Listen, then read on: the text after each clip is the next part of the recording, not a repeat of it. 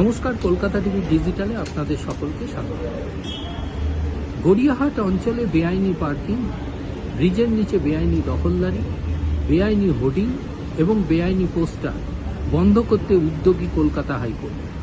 ভারপ্রাপ্ত প্রধান বিচারপতি তপব্রত চক্রবর্তীর ডিভিশন বেঞ্চের নির্দেশ, অবিলম্বে এই বেআইনি পার্কিং, বেআইনি দখলদারি, বেআইনি হোর্ডিং এবং বেআইনি পোস্টার বন্ধ করতে কলকাতা পুরসভা এবং কলকাতা পুলিশ কি পদক্ষেপ গ্রহণ করছে 6 সপ্তাহের মধ্যে তা আদালতকে জানাতে হবে।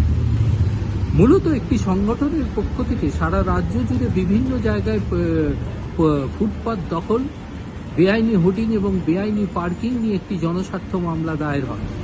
সেই মামলার প্রেক্ষিতে রাজ্যের আইনজীবী তিনি দাবি করেন, রাজ্য সরকার এই দখলদারি হাঁটাতে যথেষ্ট প্রচেষ্ট, কিন্তু এই দখলদারি হাঁটাতে গিয়ে বিভিন্ন বাধার সম্মুখীন হচ্ছে রাজ্য প্রশাসন।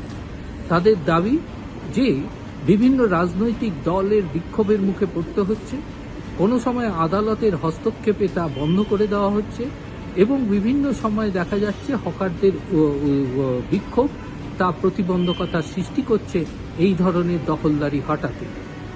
তাই রাজ্য প্রশাসনের সচেষ্ট থাকলেও তা কিন্তু বাস্তবায়িত করতে যথেষ্ট বেগ পেতে হচ্ছে রাজ্য প্রশাসনকে, এমনটাই দাবি রাজ্যের আইনজীবী।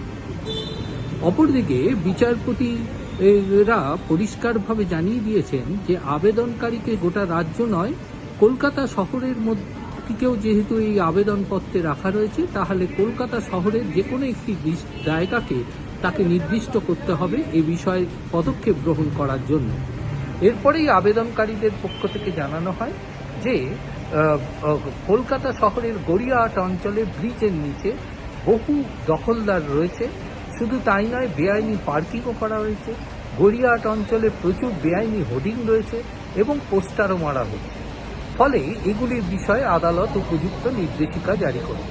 এরপরেই ভারপ্রাপ্ত প্রধান বিচারপতি তপব্রত চক্রবর্তীর ডিভিশন বেঞ্চের নির্দেশ, 6 সপ্তাহের মধ্যে কলকাতা পুরসভা এবং কলকাতা পুলিশ কমিশনারকে গড়িয়াহাট অঞ্চলে ব্রিজের নিচে বেআইনি দখলদারি, বেআইনি পার্কিং, গড়িয়াহাট অঞ্চলে বিভিন্ন বেআইনি হোর্ডিং এবং পোস্টার বন্ধ করতে কলকাতা পুরসভা এবং কলকাতা পুলিশ কি পদক্ষেপ গ্রহণ করতে পারে সে বিষয়ে একটি রূপরেখা তৈরি করে হলফনামার মাধ্যমে জানাতে হবে।